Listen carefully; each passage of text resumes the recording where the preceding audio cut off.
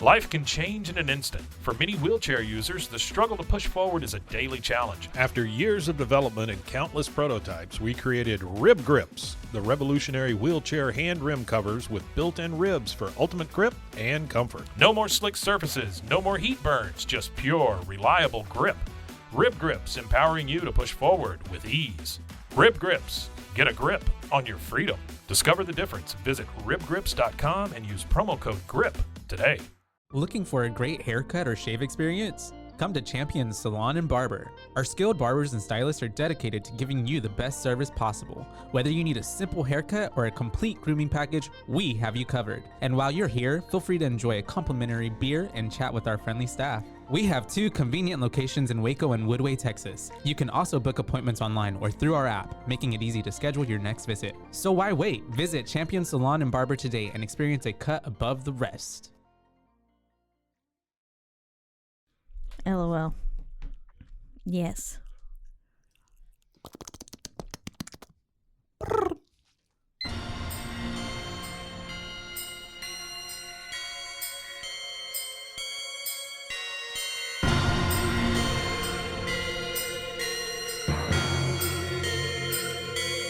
BooBaes.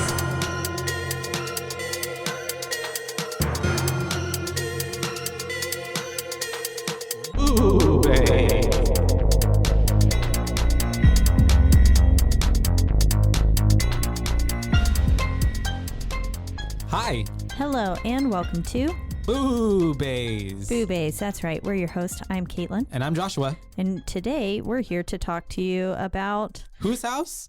His House. His house. That's right.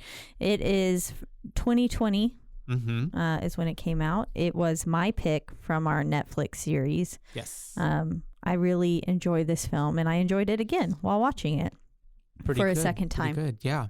It's written and directed by Remi Weeks. Remi Weeks. From a story developed by Felicity Evans and Toby Venables. It stars Wunmi, Mosaku, Sope, Dirisu, and Matt Smith.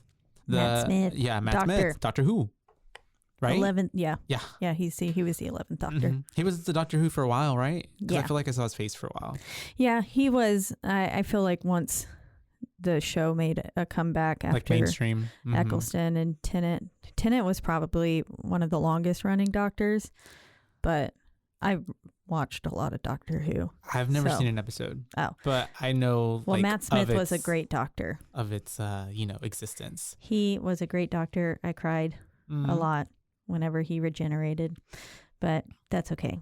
I also cried a lot when Tennant, because Tennant was my favorite, but also Eccleston's my favorite. So it's a metaphor for life. I just like them all. I like Doctor Who. Evolving.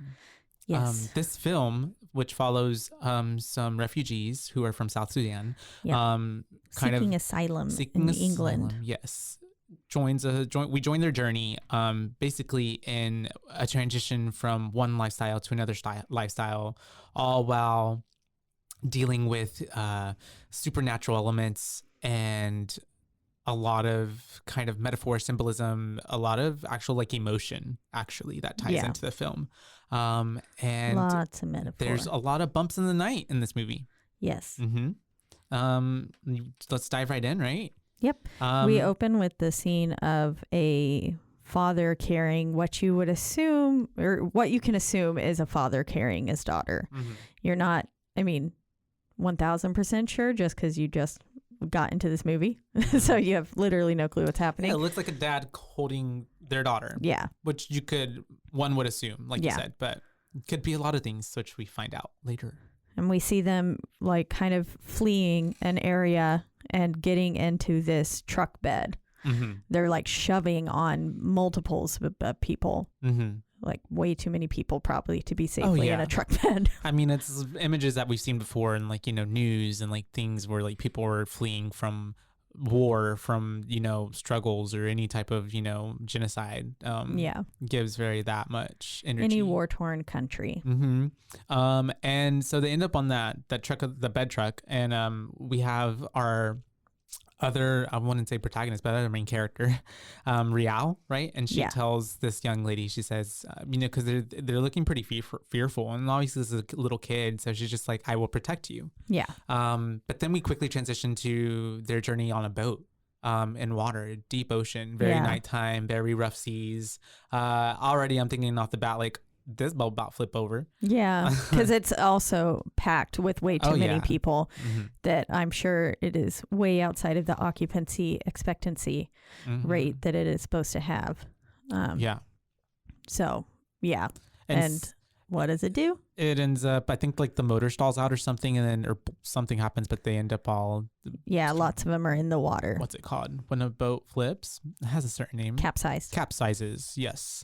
And so they're all in the water. We see a bunch of chaos happening. I think it's, at this point, we see some people trying to save other people. We see that the little girl gets separated from our two main characters. So Ball and Rial. So we can only assume that, she probably died. But he ends up waking up, and we notice that this is all a dream from Ball's perspective. And he is laying there on the bed, and we have Rial looking at him, and she's like, what were you dreaming about? And he says, our wedding day. And she's like, oh, no wonder you were screaming. Yep, explains the screams. And which is, he kind of marriage laughs and chuckles at it and goes like, clicks his tongue. And then we have them getting greeted by the people. They're getting pulled out because they need to go meet them in the gymnasium, right? Yeah. But before then, they talk to that one guy. Yeah.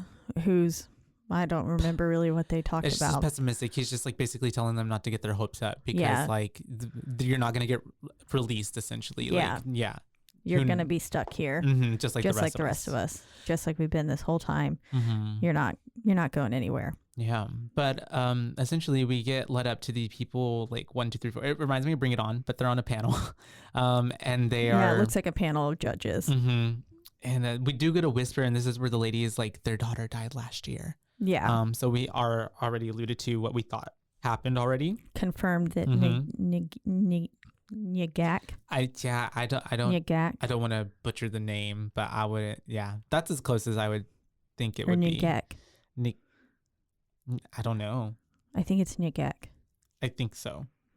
Yeah, it's spelled Nyagak. So if anybody could send us a message or something and help us out on the proper pronunciation of that. Yeah. But she is dead. So they're basically, we come up on them now like as grieving parents, essentially, on top of trying to flee a country, on top of now being refugees, on top of basically being in like prison almost as like detainees, like because they're basically just in this place and can't do anything.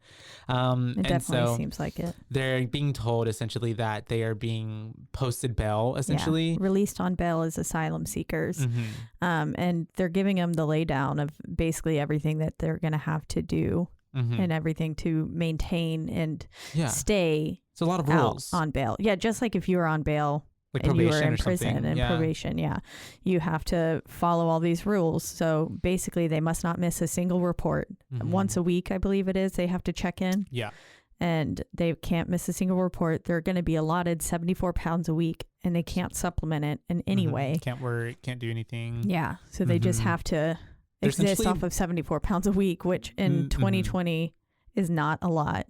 And they're making it's essentially a system that's going to make it hard for them to stay. Yeah, it's essentially set up so that way they fail and get sent back to wherever they were from. Exactly. And it's saying like they must live at the address that they're given and they cannot move, cannot flee, cannot go anywhere else. They have to stay at this address, which as we find out later is not a great place. No, not at all. It's really a shithole. Bigger than everyone else's house, though, apparently. That's what they all kept saying. It's bigger than my house. But is like, okay, but is it covered in maggots and filthy like rats and stuff like it is for them? That must be England, though. Yeah, I guess so. I don't know. Because that one guy made a comment like, there are rats everywhere. Yeah. But in any major city there is. New York, there's lots of rats. I want to go. I want to see a New York rat. I saw one scurrying from a trash bag. And bite it. Rip into its flesh in front of all the New York people, and they won't even be fazed. Watch. That's how New York I'll be. You'll be one of the crazy people on the street. And then you'll catch a disease and die. What a way to go. They're grabbing their stuff, and they're now getting on a bus, van bus type of situation, and we are getting a title card, I believe. Yes, red on black, my fave. And Very Just- Netflix. Yeah. Yeah. True. And we end up getting dropped off in front of a house. That's very like shittily, like just very like, okay, here you go, bye. And the man like literally throws their bags out, yeah. outside Mhm. on the ground. He's just like, boom, boom. Okay, Yeah. And bye. No, like instructions. No nothing. no housewarming. No like, okay, walking you Okay, through this. here, like we're gonna get off here. This is gonna be your new home, kind of thing. It's we just bloop. do off. get walked through by Matt, who comes out Yes. of the thingamabobber, Matt which Smith, is which- is his name. I forget his name in the movie. I think it's a Mark. Mark. Yeah. I believe so. I don't know. I have it somewhere else. I think it's Mark. I have it in I was trying to my. recall, but Matt, Mark, pretty much the same. I just put the doctor is here to help. So That's what I put. Doctor Who is bringing them in. So he's bringing them in, and he's like kind of walking them over like there are rules to this place, like no balls, no like friends, no parties, no this and that. Don't no loud noises. But he's telling them like, the lighting needs fixing and they have to do that. We're obviously getting pictures and pan through the house and there's just like roaches, it's filth, there's holes on the walls, there's like wallpaper that's peeled. It just looks really run down. It's not a cool place. It's not No. somewhere I'd want to stay. no, not at Yeah. all. It was really gross. His name is Mark. I Mark. confirmed it Marky later Mark. in my notes. So, but yeah, basically the home is disgusting, but then basically Mark has to say, like, well, here's your home. Basically, sign your life away. Which they do. And this is where we get that Bull used to work in a bank, Mm-hmm. and he like knows how to use a pen and how to sign. Has a signature and stuff. Mm-hmm. Because Mark makes a comment like that's a rather confident signature Mm-hmm. or something like that. Yeah. Yeah. And so we also get these other condescending remarks from Mark about like them and their stay, and basically saying he uses this phrase quite a couple times. It's like, be one of the good ones, Yeah. which is really condescending and really racist. But it's essentially setting up like already like the atmosphere and the way that these refugees are looked at, because it's not only from Mark, it's from the whole system, from everybody that like we do see end up in the movie like working around him, and even like the neighbor. So they are not getting a warm welcome at all. No. Not making it easy for them. And we do see after Mark leaves, Bull goes upstairs, kind of looking out the window, and like he's crying. Yeah. And I feel like it's probably a mix of like crying of like, finally they're here, and this is what he's been wanting. They but made like, it. Yeah. but it's almost like trading one evil for another evil. You know what I mean? Mm-hmm.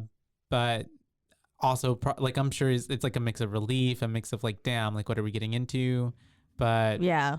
After also- seeing that house, I'd cry too. yeah. Right? But you can't do anything about it. Yeah. Like you just basically sold yourself.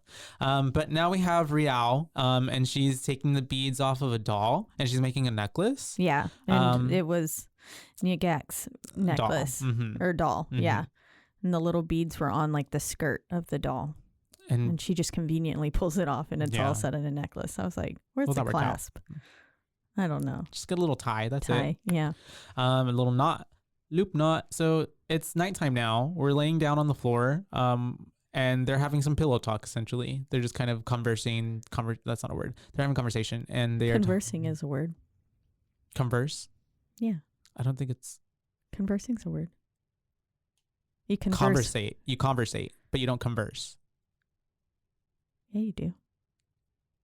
We'll look it up. Okay. Okay. Converse is a word. I don't know if it might be. Yeah. Okay. You were right. I'm I pretty don't know. But they're talking. They're talking. People. Maybe Sorry. it's not proper. Yeah, I don't think that's what it is. It's not like proper English or something like that. But they're talking, and they're basically talking about like, how they made it, their house, all of that, how they want better for themselves. But at this point, I think they're asleep, but Bull wakes up because he hears noises, or he's walking around, right? Yeah, he hears a female voice coming from a hole Mhm. inside the wall, basically. And it lures you in. A lot of this film has to deal with like kind of getting you really close to what's about to happen. Mhm. And then like a lot of it plays a lot on the silence and And the darkness. darkness and the silence of everything and then contrasting it very quickly with a loud bang or something like that, which I like. Yeah, it really plays Well into done. the mystery. It really plays into like the fear of what you can't see. Yeah. Because like we know you love. I felt like I was about to like press my ear up against his wall with him, or like whenever he puts his like head or hand into the holes, it's you feel like you're doing it with him. They did a great job of shooting that, in my opinion. I really liked it. And so he's hearing all these things. He's like kind of already like, you know, got that like, is this real? What is going on? Am I going crazy? And then something hits the window, which kind of takes us out of that element. But there's then that loud bang. That bang. And it sends him into like this almost PTSD mode because he starts recalling all the voices of like people screaming and like what I'm sure is what he heard from like the boat or maybe even from before what they Just came with the war. they came from. Yeah. And so after this, we hear the humming again. And it's a lot more clearer as well. And you're hearing something skittering like inside the wall. Yeah. You're hearing something like little tippy tappy. Sounds like rats. Yeah, like rats. Like some sort of rodent is in the wall. But yeah, like you said, he puts his hand in there because there's a hole in the wall that he ends up finding. And I'm even thinking like, why would you do that? Yeah, like, no, there's no way my hand would go inside a hole. Because it's very dark. It's like that pitch black color that's new, that's paint, that's like black and so black you can't see. You know what I mean? Yeah. That's what it looks like. It's just so black. It's like a void. But he ends up putting his hand in there. But at the same time he's doing this, we do see that behind him, the like cupboard or one of the doors to a room is like opening. Yeah. And we see a figure coming up from behind him. And then they're like crouched behind him too, aren't they? Yeah. They crouch and then they're like, Rah! Yeah, because Screaming. It ends up being crouched and then like, you know, next to him like that as he's looking in the wall. But as soon as that's screaming, a bird comes out of the wall. Yeah. So much like, is happening. Yeah. So and lots of it. I don't think he even notices that thing was behind him the whole time. No, I don't think he did. I think that was a thing that only we were in on. And then you get a jump scare from the bird, which quite literally made him jump back in fear. And, you know, I'm sure it got lots of people. Yeah. It kind of got me. Yeah. Because it was very dark and you're paying really close attention. Like the fish in Deep House. And also you're paying attention to the creature behind him, but then like the bird. The fish in the Deep House. Oh, that one got me so bad. Coming through that porthole. Yep. I remember that to this day. So scary. So scary. And so it's the next day. Bull is fixing a door, you know, with the little, what are they called? Screws and everything, trying to get the hinges all fixed up. And at this point, we see that Rial notices that the doll is in the trash. Yeah. And so she picks it up. She takes it out of the trash. And at the same time, I believe she's looking out the window or something, and she sees, they're looking out the window and they see the old white lady in the middle of the street. Look, it's their queen. They're making fun of the white lady. Which that cracked me up. It was pretty funny. A little white-haired lady. I mean, it did comedy. Like from that angle and stuff. I was like, that could be the queen. Sure. R.I.P. God rest her soul. God save the queen. She's burning in hell. She's dead. Sorry. But Bull is taking a look outside, waves at the neighbor, right? Yeah, and she's fucking creepy as all get out. She looks like, she kind of reminds me of, I don't know, like she looks like she should be in Coraline or something with her facial features and the way that they're proportioned. Yeah, she had such a long face. I can see that. I don't know. She was like very a Tim creepy Burton looking. character. Yeah. And he ends up walking away. He goes to a barber shop, getting his hair cut. And this is when he asks the person cutting his hair, because this is how I also feel like how kept out of the loop they are. He's like, where are we? They don't even know what city they're in. No clue. And so he's asking him. And so he ends up walking around in the city and looking around. He's getting some supplies, I think, from a store, from a church or something. Yeah, I was like, it felt like a church until they got inside, and then it looked like a bar. Yeah, which was really really weird. I was like, church bar? I don't know. Yeah, because he is like, you know, we've got supplies for you, and then this dude invites Bull in, and then we see that they're watching a soccer game. You're one of them refugees. They're football, right? Yeah, Let's call it over football. there. And they're singing the song about Peter Crouch. Yeah. Who was a football player, I guess. I don't know if that's an already famous person or not, but or if it was just made up for the story. Yeah, I have no clue. But I don't know nothing about football. You know Peter Crouch? You ever heard of that? No. Me neither. We do see that he at this point as well, it's another point as well where he is super heavy on like he wants to fit in. He wants to assimilate. He wants to like be a part of this culture now. This is their home. He's really trying to make it work. He doesn't want to be sent back. Yeah. Yeah. And he's singing the Peter Crouch song with him. And that's whenever we do have, I guess it's, once again, we're transitioning to nighttime. We're back at home. Yeah, and they're in bed. And all of a sudden they hear someone coming up the stairs, which was like, ugh. It's creepy. Yep. And of course, we're looking around. Peter Crouch is real? Did he play for London? Real. England.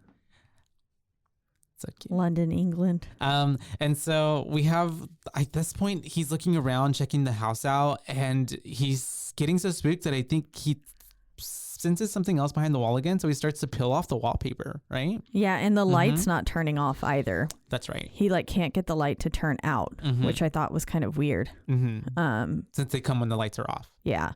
Boom. But I mean, he notices that there's still black mold odd. behind the wallpaper as well, though. Yeah. And like another hole. So at this point, the wallpaper, he doesn't even pull it. It sheds. Right. It just like falls off. Yeah, it's peeling off. It reveals that black mold squishy hole thing, which was at that point I was thinking, wait, is this like a movie about how black mold is now affecting their psyche? Yeah, which that would have been kind of fun. But we do have them opening, the door opens up and the lights turn off, and at this point he sees a rope come out of the hole in the wall, and so he starts pulling on it. I don't know why, but he's pulling on it. And at this point I'm thinking like, bruh, that's a wire. You're pulling wires out of your house. I thought it was a root. Pull out the pool. It looked like a root to me. Yeah. Like it was something so weird, bizarre that I was like, that doesn't look like it should be in your wall. Yeah. But yeah, I definitely wouldn't be pulling it. Pulling it out. It's so long. It's kind of a really like hectic, chaotic, crazy scene. The music and then behind. It morphs into this rope covered in seaweed. Yes. And then all of a sudden as he gets to the end of the rope and he's pulled it all the way out, like you said, he just kept pulling and pulling and pulling and pulling, and it finally came out, and then at the end of the rope was attached the little doll. And then all of a sudden it gets yanked back. A little hand takes it back in. Very scary. He even like jumps back. Yeah. And I think at that point there was like even another figure behind him again. Probably a shadow, but nothing happens because he gets that scare from it getting pulled back, and then it turns into the next day. And Bull is taking all the wallpaper off, basically, at this point. He's like, no more wallpaper left for this wall. That's true, because Rial's looking around and she's cleaning up the wallpaper, and she's like, what the hell happened here? Yeah, she's just like, this is weird, but okay. Yeah, she kind of accepts it pretty fast. I guess we're just remodeling. He really hated that wallpaper. And she ends up hearing a noise, essentially, as well. Because at this point, she ends up kind of investigating a little bit, and she opens up a closet. But at the same time that she opens up the closet, she gets a flashback. Yeah, she sees Nigek in the closet, and basically it just kind of reminds me, it makes me feel like she's just reminded of Nigek at every corner. Yeah. Basically anything that she does, she's haunted. Heavy on her mind. Yeah. Yeah, because I mean, at this ghost point, of her. We're still grieving. You know, we're still like, we're under the impression this was their daughter. Yes, exactly. Speaking of ghost of her, I meant to talk about this. There was the other day I was driving home. What did you see? And I've had like really bad anxiety about driving recently.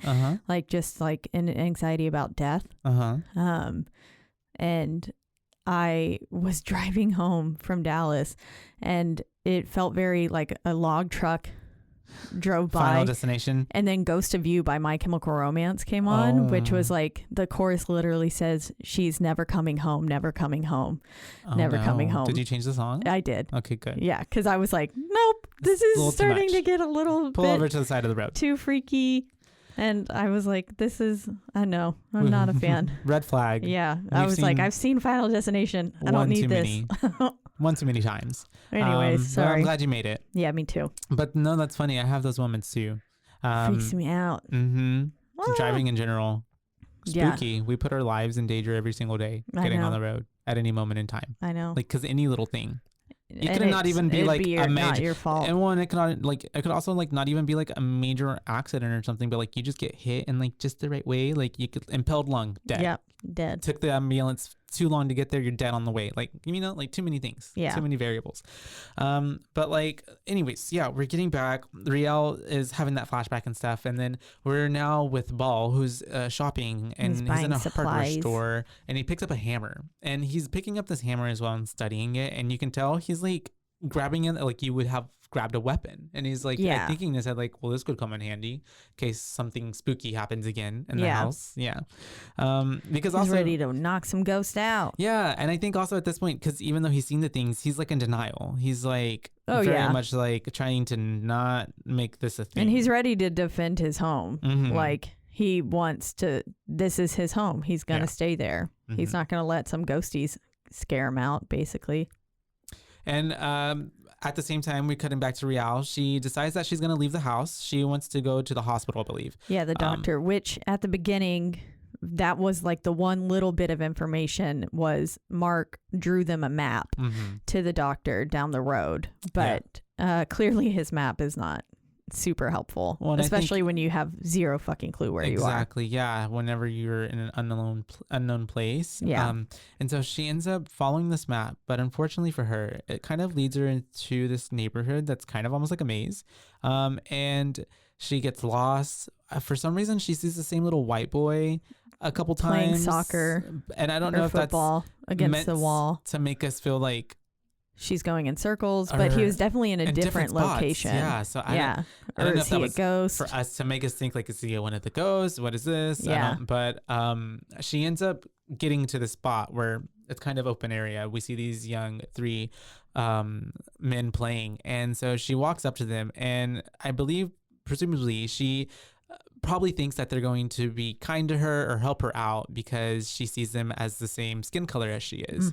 And so she walks up to them, but very quickly we see that these are some really dumb, mean little bullies who are not nice to her. Yeah, they're basically lying to her. Each of them says, go this way. Like, they're trying to confuse her. Yeah. You know, it's actually right down this way. And they're like, no, mate, it's going to be that way. In it. You're blowing her smoke. Nuh-uh. But yeah. And so they're very much not helping her out. They're making fun of her accent. And as she's walking off even, they're like yell at her to go back where she came from. Yeah. So not such a pleasant interaction for her. Who is already dealing with like, she's already giving off the vibes of like very much like sad to not be home, even though we know like what she went through there. But at least I feel like she thinks like that's familiar territory. Here, like we're back again. Like it's a different evil. This you know, is terrifying. It's terrifying to be isolated exactly in such a manner. And I mean, there's comfort in knowing, like being surrounded by people who are like you, who speak the same language, and stuff like that. Yeah, and so she thankfully ends up finding her way to the hospital. Yes. And so whenever she gets there, she's talking to the doctor. And this doctor is talking to her, trying to make small talk. I mean, for the most part, she seems like she's trying to be nice, but she's asking like a lot of personal questions. And she notices that Rial has these scars. And Rial has to explain that back where she's from, that there are two tribes and that they essentially are at war with each other. They're killing each other. And you mark yourselves with these markings, and one represents one tribe and one represents the other. And she marked herself with both of them because one time she had come home or had to leave home and essentially was separated from her family for a time, and that whenever she got back, her whole family was murdered brutally. So that's why she marked herself with them, so that way she could claim both tribes. And essentially like homegirl's just trying to do what she can to survive. She says, I survived by belonging nowhere, which I thought was so really sad. Pretty, but also sad. I'm like, it's a pretty like, sentiment. But like also traumatizing and sad. And so her verbiage was pretty. That's true. And she then gets asked by the same doctor after go all through that, and I think even the doctor is like, oh shit, like damn awkward, is like, oh, do you have a child, do you have a daughter? And she's like, my daughter's dead.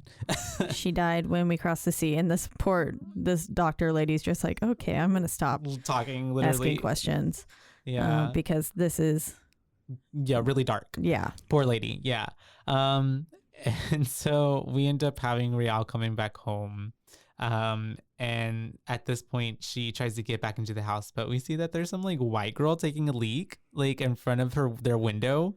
And even the white girl was like, oh my God, someone lives here? Yeah. Because I guess they thought it was just abandoned An house. empty house, Yeah. which like, why would you also just pee on a house? I don't know. Yeah. Gives that the area as well that they are probably in is not the best area at all. It's very much the slums. Yes. Of a roughage. And so Rial ends up sitting on the floor. And I think that's when she hears the, like, something tell her to come. Yes. She hears a male voice say come, and then basically all the peaches, or I'm assuming they're peaches. Oh, peaches maybe, yeah. They like fall, Mm-hmm. and then one of the peaches goes, or fruits goes into the wall.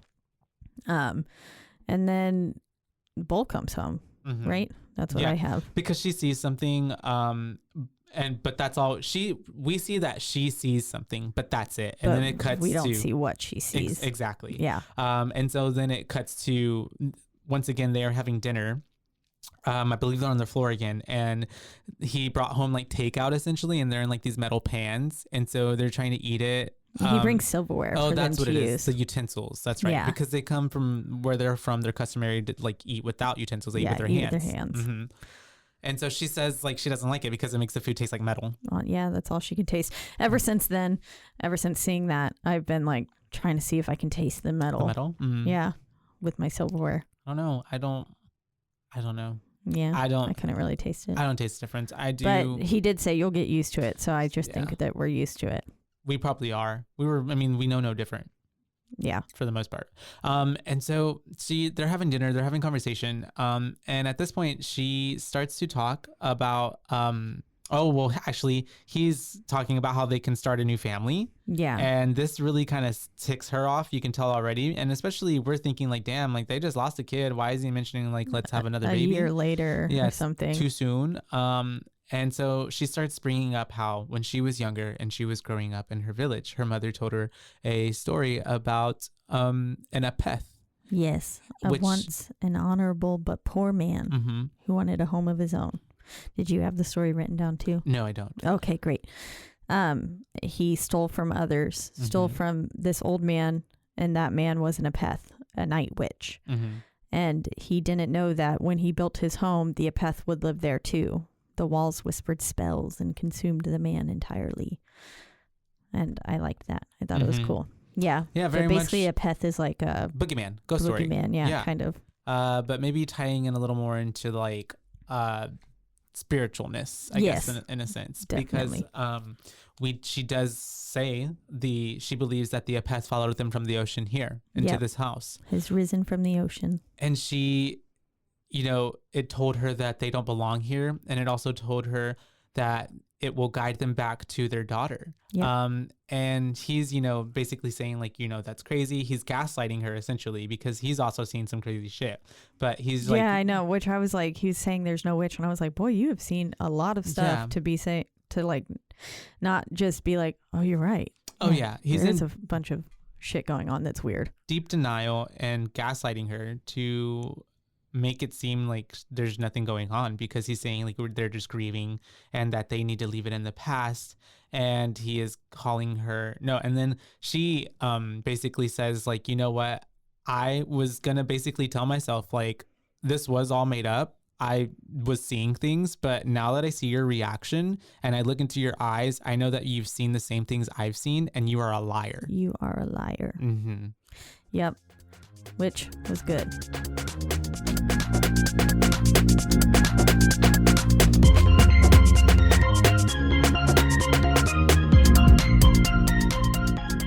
Did you know you could be putting oil and chemicals in your coffee? I love coffee creamer, but I don't think I've ever turned the bottle around to actually see what's inside. When I did, I found out many of my favorite creamers contain ingredients I would never intentionally add to my coffee cup, like canola oil, dipotassium phosphate, and artificial flavors. Laird Superfood all started when big wave surfer Laird Hamilton needed morning fuel that could allow him to spend the entire day chasing the ultimate wave. He couldn't find anything in the market that met his ingredient standards, so made himself the ultimate plant-based creamer. Laird Superfood started and launched its first product, Original Superfood Creamer, in 2015. Laird Superfoods contain no artificial flavors, colors, or additives, and no sugars from highly refined corn syrup. All Laird products are sustainably sourced and thoroughly tested to ensure that you're incorporating the cleanest, finest fuel into your routine. All Laird products are also made of all-natural whole food ingredients, and they are crafted from the highest quality all-natural real food ingredients. Are you ready to feel more energized, focused, and supported? Go to lairdsuperfood.com and add nourishing plant-based foods to fuel you from sunrise to sunset. Use our promo code BOO at checkout to save 15% off your purchase today. I love smoothies, but I don't love smoothie bar prices. With my BlendJet 2 portable blender, I can make smoothie bar quality beverages for a fraction of the price. BlendJet 2 is portable, so you can blend up a smoothie at work, a protein shake at the gym, or even a margarita on the beach. It's small enough to fit in a cup holder, but powerful enough to blast through tough ingredients like ice and frozen fruit with ease. BlendJet 2 is whisper quiet, so you can make your morning smoothie without waking the whole house. Lasts for 15 plus blends and recharges quickly via USB-C. Best of all, BlendJet 2 cleans itself. Just blend water with a drop of soap and you're good to go. There are also over 30 plus colors to choose from. I myself chose black because it matches the color of my soul. What are you waiting for? Go to blendjet.com and grab yours today. And be sure to use the promo code BOO12 to get 12% off your order and free 2-day shipping. No other portable blender on the market comes close to this quality, power, and innovation of the BlendJet 2. They guarantee you'll love it or your money back. Blend anytime, anywhere with the BlendJet 2 portable blender. Go to blendjet.com and use the code BOO12 to get 12% off your order and free 2-day shipping. Shop today and get the best deal ever. Did you know that dehydration is the leading cause of daytime fatigue? I was shocked to learn that even mild dehydration can cause headaches, muscle weakness, and brain fog. But luckily, there's a solution. Cure! Cure Hydration is an oral rehydration solution that contains the perfect balance of electrolytes and glucose to help your body absorb water and rehydrate quickly. The formula is made with all natural ingredients like coconut water, powder, and pink Himalayan salt, and is free from artificial flavors, sweeteners, and preservatives. Cure Hydration is vegan, gluten-free, and non-GMO, making it a great option for anyone with dietary restrictions or preferences. The packets are convenient and easy to use. Just mix with water and drink. They're perfect for on the go, travel, or anytime you need a quick and effective hydration boost. Hydration is more than just drinking water. That's what Lauren Picasso, a lifelong endurance athlete, discovered as she struggled to stay hydrated no matter how much water she drank. Lauren founded Cure, a science-backed electrolyte drink mix to make hydrating easy for everyone. Cure believes that hydration should be simple and effective, but also clean and natural. That's why they use only the highest quality plant-based ingredients and avoid any artificial or harmful additives. They're committed to transparency and honesty. All of their ingredients are clearly listed on their website and packaging, and they're always happy to answer any questions or concerns. Ready to combat dehydration? Try Cure today and feel the difference for yourself. Use code BOO for 20% off your order. Are you tired of the same old boring puzzles? Mix things up with Wongo puzzles. Each puzzle is a custom design with intricate patterns and whimsical shapes that will keep you engaged for hours. Plus, their eco-friendly materials and commitment to sustainability make Wongo puzzles a guilt-free way to unwind. Wongo puzzles are 100% wooden puzzles, meaning they'll last forever. Each piece is hand-drawn, so no two pieces are the same, and you'll discover some fun, whimsy pieces as you work through it. They come in a custom wooden box, which is perfect for storage and gifting. With stunning design and unique shapes, Wongo puzzles are a cut above the rest. So what are you waiting for? Go to wongopuzzles.com and pick your puzzle today. And be sure to use the promo code BOO and get 10% off of your order. This is the most fun you've had with a puzzle guaranteed or your money back. Go to Wongo, WONGO, puzzles.com and use the code BOO to get 10% off your order and get puzzling right now. Wongo.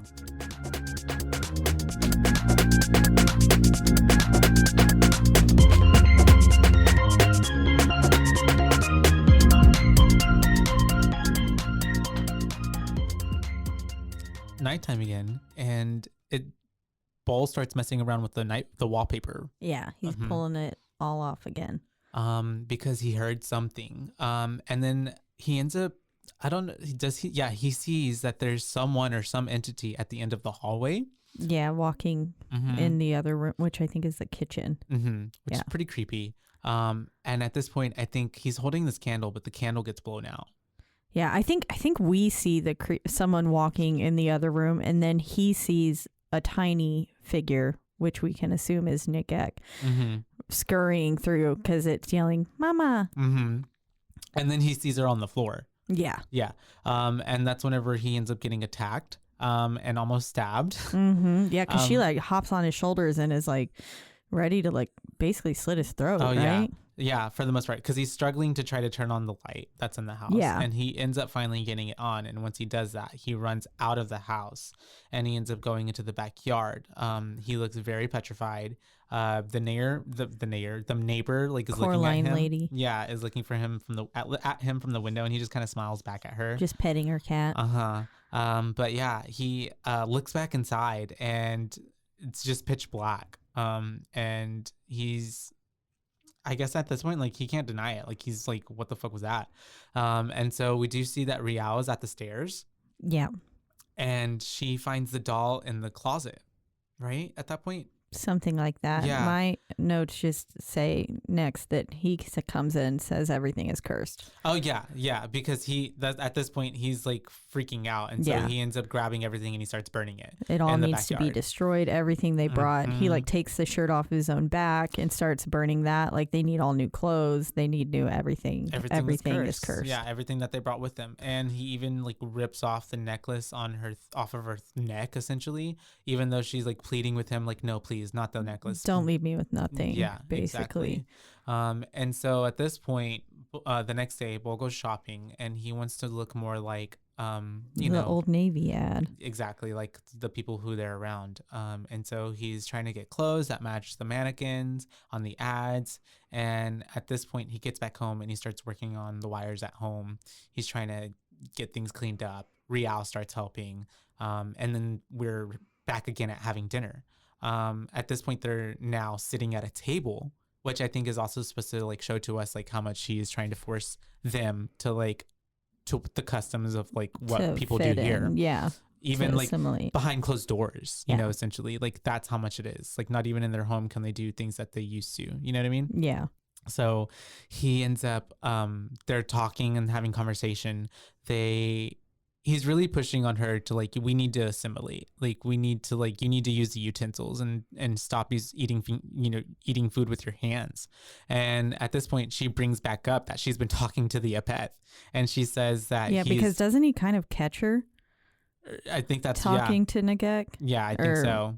What I assume is Nagek, because she was saying that like he doesn't want to leave you, and perhaps if you spoke to him, like we could figure this out. Mm-hmm. And it keeps telling her that she can get their daughter back. Yeah. And that it's also told her that she needs to be careful of Bol and that be afraid of him. He's dangerous, essentially, I guess. I really liked her line of saying, after all we've endured, after all we've seen, you think it's bumps in the night that frighten me. Mm-hmm. I was like, yeah, true. She's like, I've seen shit. I've seen people die. Mm-hmm. I've seen entire like classrooms of people massacred. Mm-hmm. And no. Little ghost ain't scaring me. Mm-hmm. She's like, I'm friends with this Apeth. Yeah. We're buddies. And so at this point, she's at the table, but then she's not, because I don't even think it's essentially that she's walked away, but we're getting like this vision, kind of metaphorical, like display of Bol now at the table, sitting by himself. And it could be like a PTSD kind of traumatic flashback. Like everything going on in his head. Yeah. And we see like the house is like, it's literally just like a wall. It's not there. It's in ruins, and he's eating dinner, and there's like water. It's like he's in the ocean. Which like this floating. is one of the like thumbnails too, like the covers of the movie. Mm-hmm. Yeah. And, he's essentially eating in defiance, like just trying to like pretend like nothing's going on. But then at this point, he ends up seeing like a bunch of souls, like dead bodies in the water, looking at him. And he's at this point like freaking out because he falls back into the water and they're grabbing on him. But thankfully, he wakes up from it. And it's essentially just another nightmare. And you're hearing Nagek say something like, help me, I'm cold, I can't breathe, I can't swim, and stuff like that, which is, really haunting. You can assume that was what she was saying as she passed. And then he hears like an angry male voice, like loudly. And then he's like hearing a bunch of voices, like just like and crying out for help. He hears another mama as well, I think. Someone yelling mama. Yeah, calling out mama. And then the lights are turning off and on. And then there's more and more of them coming, and he ends up getting attacked again. And at this point, he turns on the lights after like they're all surrounding him. And he's yelling, "This is my house." exactly. Roll credits. That's it. It's his And house. he's yelling at them to get out. And he essentially kind of loses his mind at this point because he's going crazy and he starts destroying the house. He's like putting holes in the wall. Yeah. At this point, He's taking that hammer and he's just going ham. And at this point, I'm thinking, like, where the fuck is Rial? Because, like, she need to calm him down. Yeah. But essentially... She's just passed the fuck out. Oh, yeah. She's a heavy sleep through sleeper. all of this. The next day, we were back with Bull, and he goes to... and he's at the, like, office where Mark works at. Yep. And so he's talking to him, and he's basically trying to ask for, like, a different house. He's like, and he also kind of looks a little crazy, like he hasn't been getting sleep. His hand is, like, kind of patched up because it was hurt, I'm assuming, from him grabbing the wall or doing things punching through it. He got cut. Yeah, at some point. Whenever he stuck his hand in the wall at some point, something cut his hand. And so, I mean, I get it because he's kind of giving off, like, unstable vibes, but the Mark he's also is being like a super dick. unclean, I believe they said. They said he smells. Yeah. He needs a shower. But they're not... He's essentially, because Bull is asking for, like, I need a new house, but he's like, well, if we do all this, like, questions are going to be coming up. Like, we have to do an inquiry. We have to go to the house and check things out. And Bull is like, doesn't want that to happen because he can't necessarily explain that, like, what's happening is that, like, you know, it's ghosts, but he's trying to say, like, it's just rats and it's dirty. They're getting sick. They need to go. The doctor said they need to move out, which none of that is true. It's just that he's essentially having ghosts, trying to find he's trying to leave, and he's thinking that if he leaves, like, that'll be the end of it. But you can't run from your ghost. past. Nope. Ghost. And so in this process of trying to, like, you know, ask them for this help, they're not helping him, so he gets frustrated, and when they gave him, like, a little glass of water, he ends up, like, getting so frustrated or juice, he crushes that glass in his hand without noticing, and then runs out of the room because he's just like freaking out. This is awkward. Looks bad. Now I look extra crazy.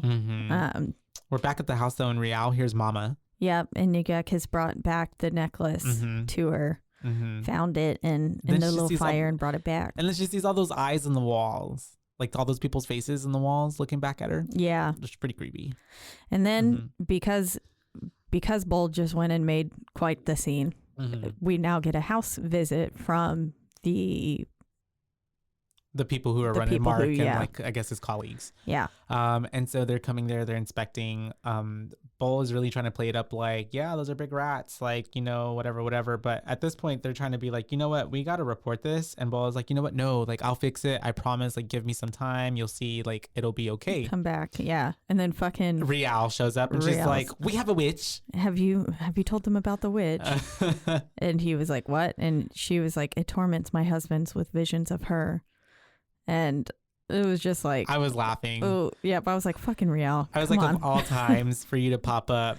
And then she was wearing, like, she was dressed in traditional clothing. Yes. And they were like, she's wearing her bed sheets. Yeah, very ignorant remarks, but they're essentially like, what the fuck? Because she sounds very crazy. Yeah. And even a witch. What? And Ball is like, don't listen to her. Like, we'll fix it. Like, you know, whatever. Yeah. And he is big mad at her. Because she came and, like, you know, kind of, he feels embarrassed, I guess, or feels like she's put a threat on, like, their being there. And so he is being, you know, just, they're having an argument. And she is basically saying, like, how much she disapproves of his actions and basically, like, calling him a sellout. And, like, you're, like, accepting scraps from these people, but, like, you know, she's talking down on the people too, saying, like, how poor, lazy, and bored they are, like, to be doing all this and, like, find a kind of enjoyment out of being over us, their sorrow. But then also, like, equating to, like, these people now have you, like, as their pet essentially, and now, like, that makes you even worse.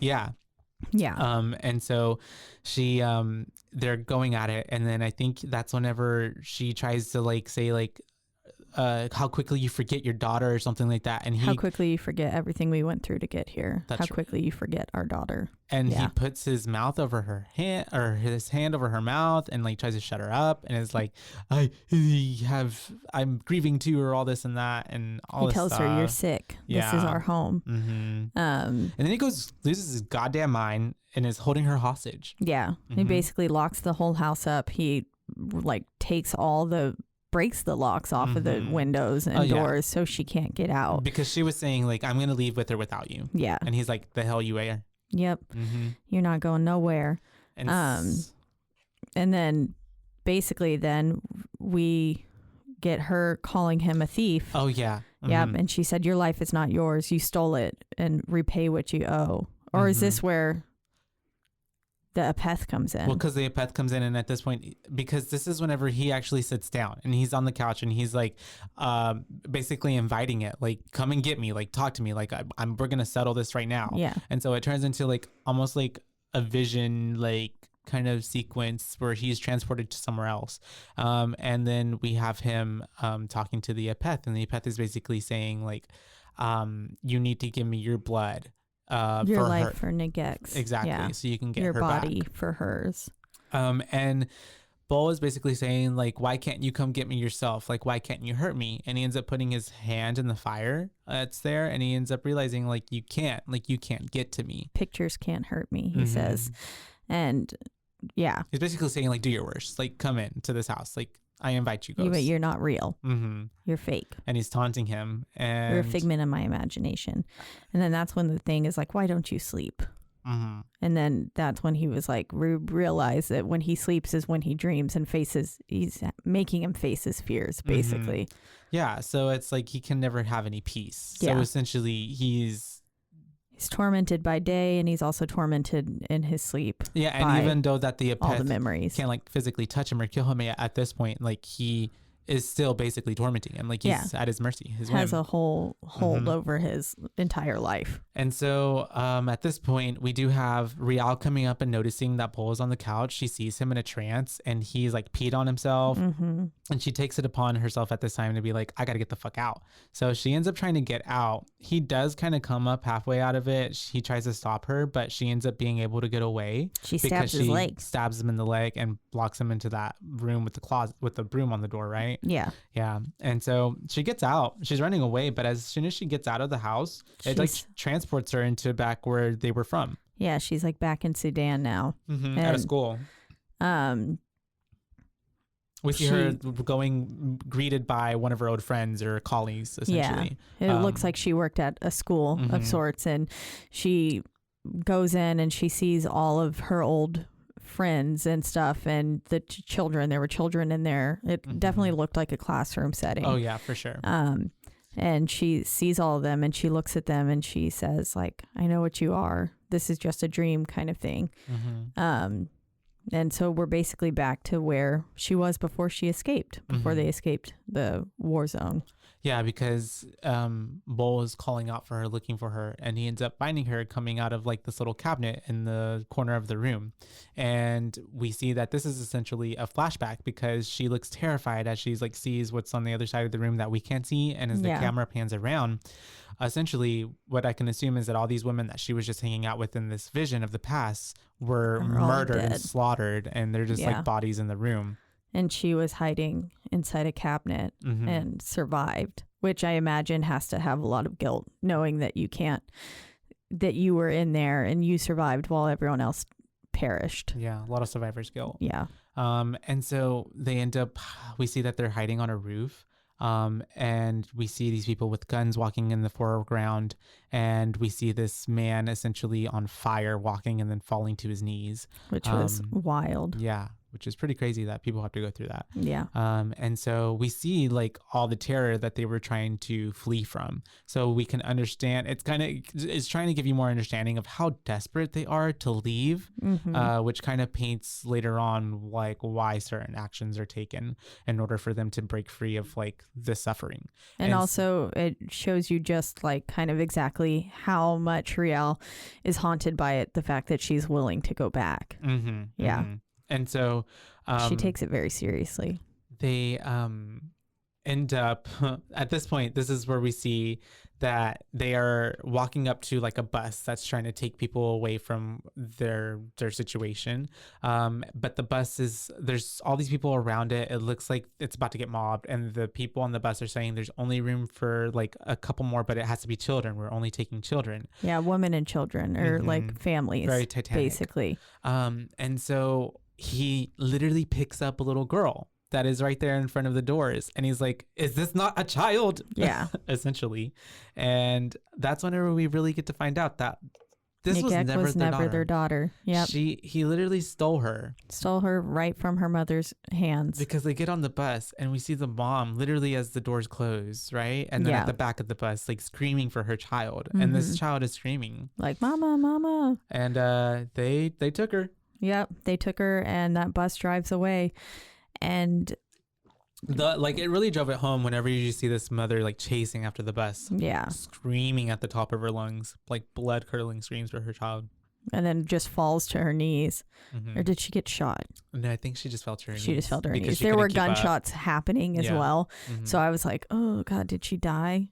I couldn't tell. I'm sure she probably did die. Yeah, which is really sad. But yeah, we learned that this was never their fucking daughter. It's a pretty big twist, honestly. It was. And so the Apeth is now saying that, talking to her, telling her that she can bring her back to trade his flesh for her. So the Apeth is basically trying to get her to kill him. Take his body and I will give you what you want, basically. And so Bull finds her and brings her back into the house, and she is definitely considering killing him because she keeps like looking at a knife, and then like they're having just like kind of awkward cryptic conversation for a moment, but he ends up getting up, doesn't he, and grab the knife, and that's when he walks back. Yeah, because she was like washing her hands at the sink next to the knife. That's right. Knew that the knife was there, and then all of a sudden you hear the knife like kind of clink clack sheath kind of sound. The noise that a knife would make that I love. And so we see that he ends up basically sitting his arm on a vein. And he says, let me save her. Yeah, he says, like, I know what it wants, and I'm going to give it to him. So he's basically now telling as well to Riel, like, you need to get out of here because they are coming. It is coming for me. You need to go. I'm going to do the right thing finally. Yeah. And so we see, like, the house starts shaking. This hole starts coming up from the middle of the ground, like, kind of like a sand pit. Yeah. And this creature comes out of it, which is, like, we get to see the Apeth again. Yeah. But this time really up close and personal. It's basically like a pasty white wormy looking man. Yeah. Yeah. Kind of reminds me of Boop. Who's Boop? Barbarian. Oh, Barbarian. Mama.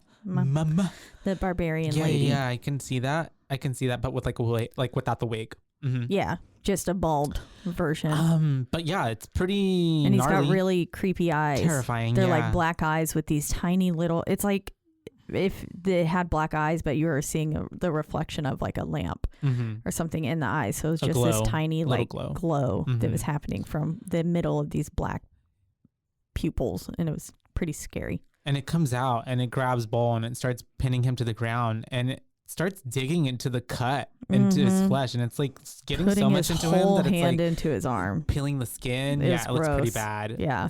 But at the same time, Rial is having of her vision, and she's talking to these ladies, and she's essentially being like, it's time for me to go home. And I think at this point she has making peace with what she has done and her guilt, and so now she's able to like take the power and like kind of come back and like because the ladies basically told her to at one point, either earlier or right now. They said, daughter, what daughter? You have no daughter. Like you were never a mother. You were never a mother. And so she ends up coming back, and as soon as we're thinking that Bull is about to die at the hands of this monster creature thing, but she comes up from behind and like just starts slitting the throat of the creature. Yep. Of the witch. Kills it. And she kills it. Yeah. Which I was like, oh, I didn't know you could do that. Yep. Okay, cool. And successfully saves Bull though in the process. And then we get a knock at the door. So next day, it's daytime. It's a home inspection. We got Mark again. We see that there's a rug covering the hole. That's it though. But the walls are filled in, so that's something. Yeah, they made some progress. And they're talking to Mark, and Mark's kind of like, got this little smug look on his face. He's just kind of like, y'all seem well. Yeah. And that's whenever he's like, how's the witch problem? And I think what Bull is like, oh, Rial killed the witch. Yeah. He says it so matter-of-factly. He's just like, oh, she killed it. Yep. And they start talking, and he's like, and your daughter Nagak, and they're like, your ghost will always follow you. They never leave. It's just how you live with them or something like that. Yeah, they live with you. It's when you let them in that you can truly begin to face yourself. And then I love this ending shot. It's just the two of them in the house holding hands, but then surrounded by all the people that were lost along the way. The ghosts. Yes. So they're just surrounded by all the ghosts, and the house is packed. It's not even just like to the brim. Yeah. It's like they're packed in like little sardines. It's very much a metaphor for what they were going through and their guilt and their grief and everything that they had to get over emotionally. Yeah. In order to now start this new life. It's really a beautiful. And they're just going to live with all these ghosts now. Well, or a rather well done story, in my opinion. Yeah. Ready for the booze? Yes. I'm going to give it a solid. I will give it a 3.75. 3.75. Why is that? 3.75. I thought it was a pretty well told story. I really enjoyed the acting by everybody. I thought everybody did a pretty good job acting wise. Yeah, I would agree. Even because it's just basically two people for the most part. Yeah. So I believe them. They really sold it for me. I thought the twist was pretty fair. It was pretty good. It caught me by surprise. I didn't pick up that wasn't their real daughter. Yeah. And whenever I figured out that they stole her, I thought like, damn, that's savage as fuck.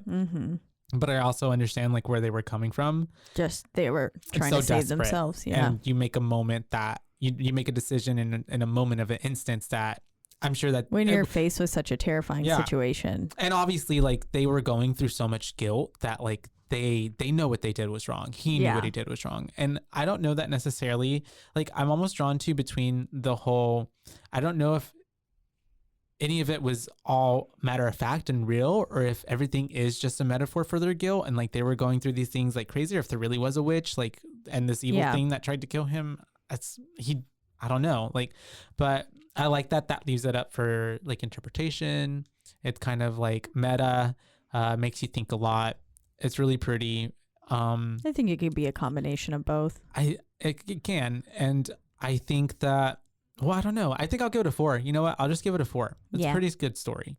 I like it, and I there's not really a lot of places where I feel like I can like pick at it or knock at it. I mean, even the runtime, it's not that long. It's really digestible. Yeah, it was an hour and 30. Or like an hour and 32 or something. I think the only thing that unsettles me is just the fact that like, it's so crazy to think that like you can really do some horrible, crazy things and like forgive yourself and be fine. Yeah. Because at the end of the day, like it is a story still of how like these two people stole a child and let it die in the middle of the ocean. But yet now they're still getting their home sweet home. Yeah. You know, dreams are coming true now. Yeah. We got over it. A life. So that, it also kind of paints a different picture of me. Like it also, like, that's why I kind of like, it also makes me cringe. Because then I'm like, but wait, these people did something really terrible. Yeah. And just because they can forgive themselves, it's like, well, we deserve everything now. We're good. Like it kind of still feels like you should atone more for your sins. Yeah. But that's just kind of me probably I feel like they being weren't judgmental. So, I mean, at the end, yes, they faced what they did, but I don't feel like they were thinking they deserved everything. Mm-hmm. I don't know. I mean, I think he was trying to make the best of the situation. But I feel like he was obviously tormented by what happened. And he even says like, I should have saved her. It should have been me who drowned and not her. Like I should have done something more. I don't know. It is kind of it's sad all around, but it's a sad situation, but I don't think they intentionally like killed her. Well, and I don't think they intentionally killed her either, but her blood is on their hands. Yeah. Like it's still like kind of is what it is. Yeah. And I think they definitely were aware of that. I want a sequel where like the mom comes back and is an assassin and tries to kill them. And tries to kill daughter. Them. Yeah. I see. I thought I was thinking of Rial and I was like, wait, kill who? I was like, Miguel's already dead. But I see. What's your boo rating, boo? I think I would give it a 4.5. Yeah, I really, really enjoyed this film. It's the metaphor and symbolism behind everything, I think, is really beautiful. It's really well shot. I liked all the creatures, the creature and then the different ghosts that they were seeing that were really quite unsettling. The way that they twisted Ngek's face and stuff to be how it looked was rather scary. I remember the first time I watched this film, it kind of legitimately scared me. Creeped you out? I was like, ugh, no, thank you. I do not want, if I saw that, absolutely not. Yeah. I I would not be as calm as Bull was. There were a lot of moments where they were too calm. Yeah. Yeah. I was like, no, you should be burning that house down. It should be on fire. Something, you shouldn't be in there. But yeah, well shot. The acting was phenomenal, in my opinion.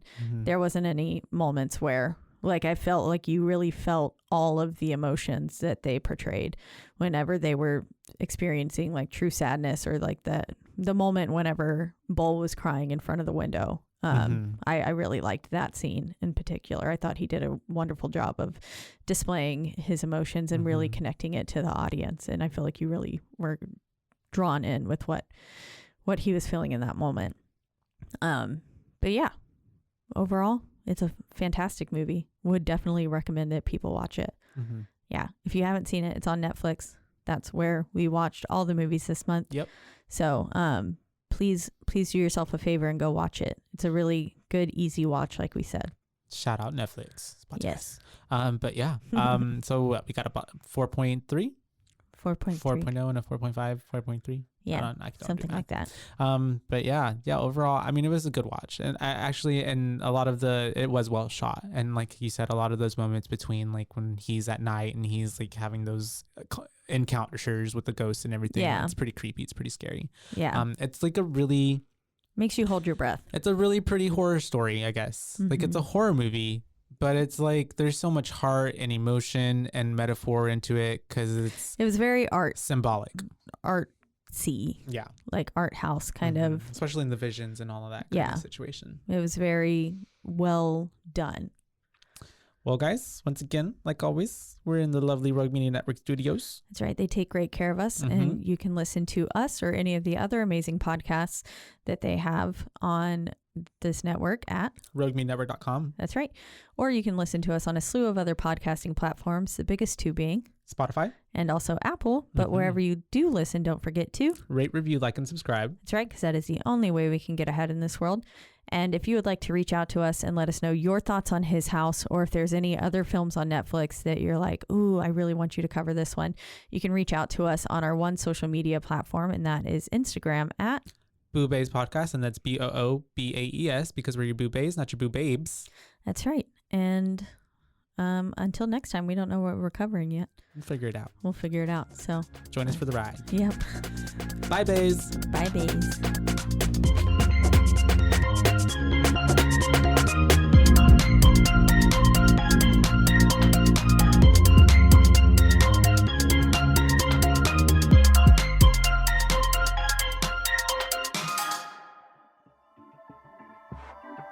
This has been a Rogue Media Network production.